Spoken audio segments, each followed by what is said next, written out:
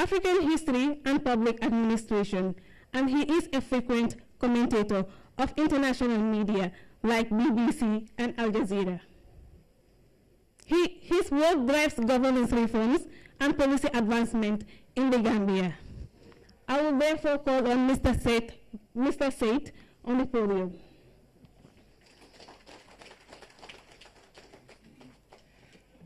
Assalamu alaikum.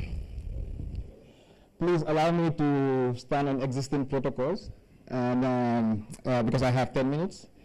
And I know that there's a second on our panel, and he might be hungry before lunch. But also allow me to also, before wearing my academic hat, at least to protest a little, because I thought some of the ministers were gonna sit here and then, so that we can have genuine conversations.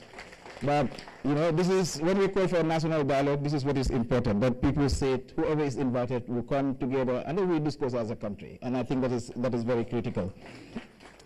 But I'm also very happy that I've been asked to reflect on the philosophy of self-reliance in our country.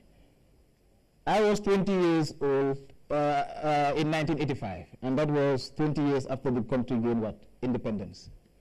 And that period, if most of the older generation here remember, it was a very difficult period. It was a period of economic recovery program, with the economic recovery program, where I usually say that my grandma will say that suman malon gonte andi doyton, if that is the right word of it. Suma andi malago doyton.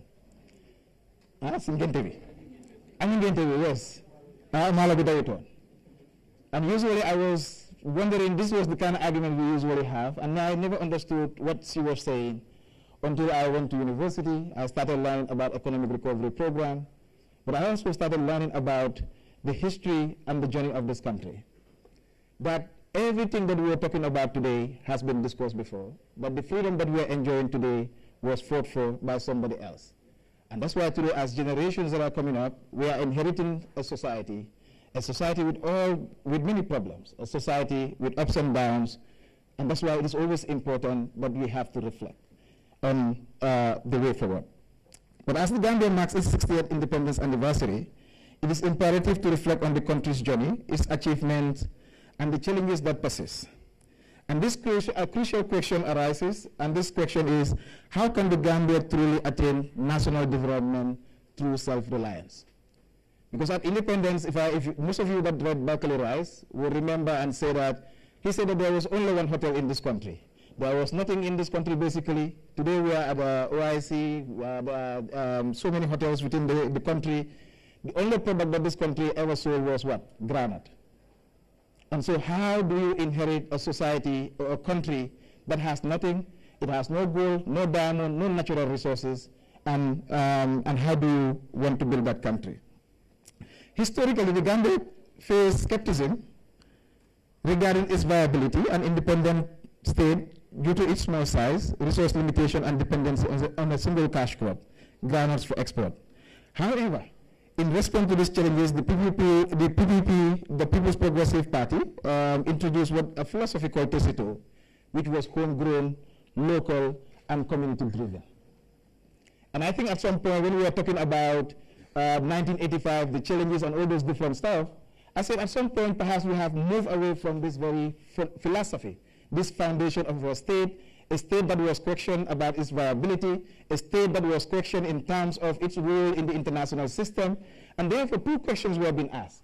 How do we survive politically, and how do we survive economically? Politically, we have survived. We are 60, right? But economically, where are we? Things have improved, but a lot of things remain to be sorted out. And I think this is the fundamental question that this current generation of Gambians must address. How do we build a self-reliant economy? How do we build a country where the next generation, those that are supposed to live next 50 years, will also see the benefit of belonging to a country? And in doing this, we must also reflect in today's world. We are donor dependent. And today, we are talking about the new changes that are happening in the US, the COVID-19 the Russia-Ukraine war, so many things are also affecting us because we are so dependent on this international economy that we even forget that at one point in this country, people were growing their own food, they were eating it, and they were not so much connected to what was happening at that level.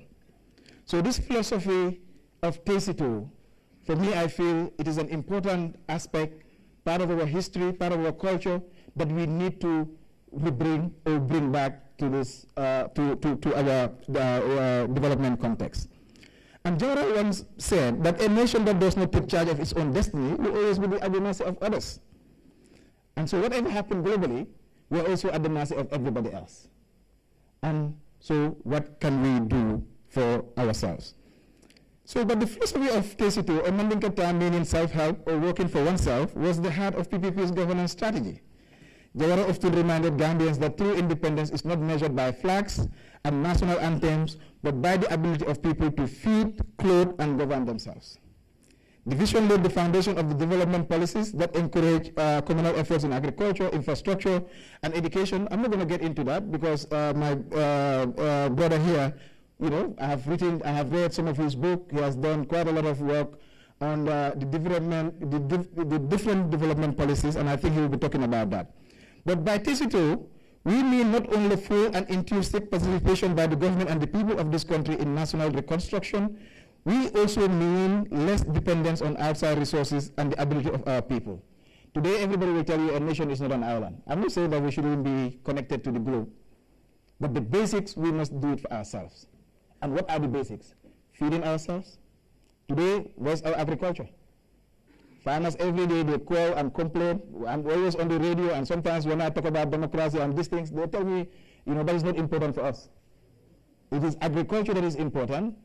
Half of the river is fresh water. Why is it that we are not capitalizing on this natural gift? And everybody keeps telling us that the country is poor, is poor, is poor. I don't believe in that poverty. I argue this with my students all the time. I don't believe a country that has an 80-kilometer coastline, and we're talking about, what, 200 nautical miles inside? The fish. Now, fish is very expensive. We talk about our river. Half of the river is freshwater. Why is it that we cannot do all year-round farming? In a country of 11 square kilometers, how comes that people are complaining about water almost every day? Especially in the rural communities. Farmers depending on 3 months of farming. It means that we are not doing what we are supposed to do. And those are the things that we need to start reflecting on and think about moving forward. One of the most profound lessons from PPP's self-reliant philosophy is the idea that progress cannot be outsourced. Foreign aid is a temporal measure. National effort is the foundation of lasting progress. And we have established several development plans and programs.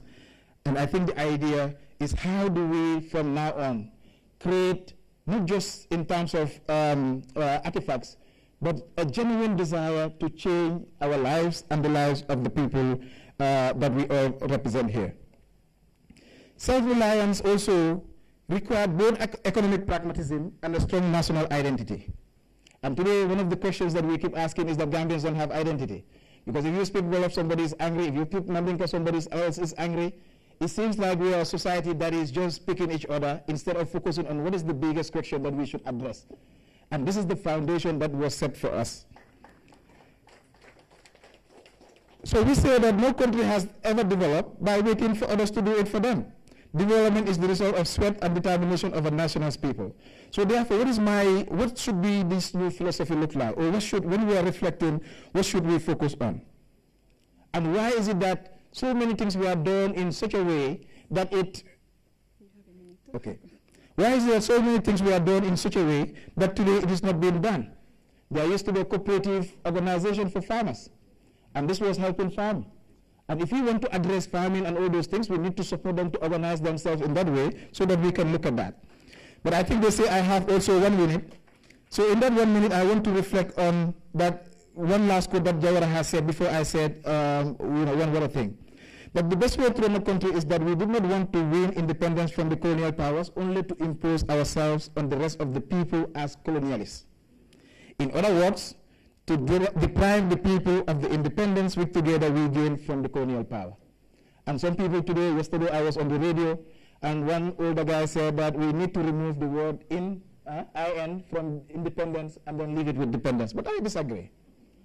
I feel we have moved forward as a country, and there's so much that we need to celebrate today. And people must remember and go back to the baseline and read people like Berkeley Rice when we were being questioned in terms of our viability as a state. But over the period, the older generation did their part. They put the work together, they work together as a family, they build a society that we also today inherit. And so the question is, what are we going to do with this freedom? And I have one recommendation, particularly with this food self-sufficiency. And people accuse me of being friends with the military and all that stuff, because at some point we have to be intentional in terms of what we want to do. Today we have a vibrant military. Why are we not engaging them in agriculture? Why are we not engaging them in the development? Do we need to outsource those things? These are the things that we have in this country. We do not lack anything. The only thing is that we are not using the people that we have in this country. And so I rest my case here. Thank you. Thank you very much, Seth Mati Jau, for that insightful deliberation in relation to the theme of the independence celebration. Like I always say, when we're talking about having a new Gambia, it's not just about changing the laws, but actually changing attitudes towards one another, but equally changing attitudes towards our country as Gambians. Thank you so much, Seth Mati. Well, you can jot down your questions, and when we reach the Q&A, you can ask your question to any of the panelists. And next, I will invite Ajib Farmer Job, who is, like I said, who is the founder of Baobab Bites, a newsletter platform that fosters collaboration and innovation among tech enthusiasts in Senegal and the Gambia. Inspired by the Baobab 3 resilience, Baobab Bites serve as a digital hub for sharing ideas, resources, and discussion on technology's transformative impact.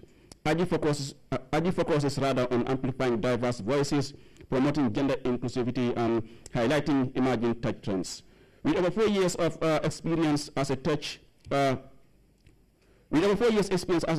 community manager, she empowers underrepresented groups and mentors women and girls in tech through her role as a women tech makers ambassador for Banjul. She also organizes impactful events like DevFest Banjul and Indaba X Deep Learning Gambia, fostering discussion on AI, digital rights, and technology's social role. Adifama, over to you. Okay, good afternoon to you all. As Mati said, I will stand on existing protocol. And it's truly a pleasure to be here to discuss a topic that is close to my heart, which is technology and how it promotes self-reliance and national development. As someone who has worked in digital development and women inclusion in tech, I have seen firsthand how technology transformed lives, not just on individual level, but at national scale. It gives people the power to learn, to build, to create, and most importantly, to become independent. So before we talk about national development, let's talk about self-reliance, how technology can be a pathway for self-reliance. When we talk about self-reliance, we are talking about reducing dependency, whether on foreign aid, traditional systems, or outdated structures. We live in a world where learning no longer requires a classroom, and I think that example was during the COVID-19. We all had to go to using our phones, our laptops. By then I was at the University of the Gambia, and we had to find other ways to learn. With just a smartphone or a laptop, one can learn coding, data science, artificial intelligence. Now it's one of the most discussed topics across the world. And these are high skills that are demanded globally. Platforms like Microsoft Learn, Google, they are offering free or affordable courses, and this is where young people can leverage, not just young people, but anyone can just use it to upskill. Rwanda has a program which is a coding academy that produces high-tech savvy, and this is something also the Gambia can learn from or embrace. We talk about digital entrepreneurship and startup. Starting a business now requires a storefront, and I think we all have seen the rise of Facebook Market, even people using their WhatsApp status to sell. Sometimes some of them even don't have formal businesses, they just, and we also have people using TikTok Live to sell, and that is providing, income for most of these young people. And we have the rise of fintech, where we have Wave, we have Wechit, which is also a Gambian fintech. People can use it to pay, to buy and sell instantly. And let's look at Nigeria, which have a Flutterwave and Paystack that started as a small fintech, and now they are $1 billion company. So what is stopping Gambians from doing the same? And we have also the gig work economy, which is remote work. Let's say as a developer, you are not just limited to the Gambia, but also you can be hired remotely, which is companies across other countries. And you can stay in the Gambia and be earning good. And some of these platform remote workers use our Upwork, Fiverr, and also it's not just limited to development, but virtual assistants, graphic designers, and software developers. So this is where talent stays in the Gambia, and also they can work with global clients. So we talk about technology, the role of technology in national development. While self-reliance is crucial, we also need to look at the bigger picture. How technology drives national development. We talk about the role of e-governance, which is digital governance and public service delivery. We have seen many African countries also adopting e-governance, making more services transferred. Imagine in 2 years I have to renew my passport if I can do it online. Imagine if we can file taxes online, just using our phone. These are services the government can leverage. Imagine if you have a platform where this dialogue can continue online, where we can pose our questions, we can always have dialogue with the government. And an example I can give is Estonia, which is in Europe, and almost everything is digital, from healthcare to voting. And this is something Gambia can also explore. Sehmati talk about agriculture and food security. Our farmers still face challenges due to outdated methods and climate change.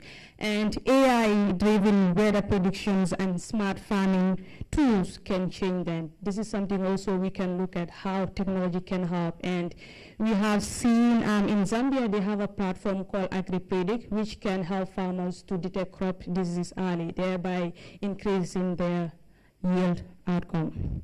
We talk about healthcare and education. Telemedicine is something that is allowing people in even rural areas to access to medical services remotely. There are certain things that you don't even need to walk to the hospital. With telemedicine, we can do it, and it can save a lot of time and energy and cost. And during the COVID-19, Senegal uses an AI to speed up diagnostic to improve its response. This is a clear example how technology isn't just about convenience, but it's about saving life. But let's be real, technology alone isn't enough. We need to address some key challenges to make sure it benefits everyone. Let's talk about the digital divide. Internet is one of the most expensive, and Gambia, it's one of the top most expensive internet in Africa. 1 GB costs about $3.5. And we need policies that make data more affordable and connectivity more widespread. I feel like if I go to the rural areas, I should have adequate or meaningful connectivity as I am right now. We talk about cybersecurity and data protection as we are advocating for more people online. If all of them are online, we need to protect them. We need to do that our data is not misused. So what can we do next? We have a room of policymakers, we have a room of entrepreneurs, we have a room of development partners. For policymakers, I am urging or pleading, or any word that is appropriate, to invest in digital infrastructure. I think that's the foundation of technology. We need the digital infrastructure first. Lower data costs, create policies that encourage innovation. For entrepreneurs, use technology to solve local problems, whether in finance, health, or agriculture. We can start locally in our communities. What is the challenge we are facing? Can technology solve? Technology is a tool. Can it solve it? If yes, what are you waiting for? for young people in the room, or for anyone that is listening, learn to take advantage of free resources, like digital skills, and start innovating. To conclude, technology is more than just a tool. It is the key to self-reliance and national transformation. If we embrace digital transformation strategy, the Gambia can leapfrog from development challenges and create a future that is sustainable, inclusive, and ours to own. As our national anthem said, the Gambia, our homeland. Thank you.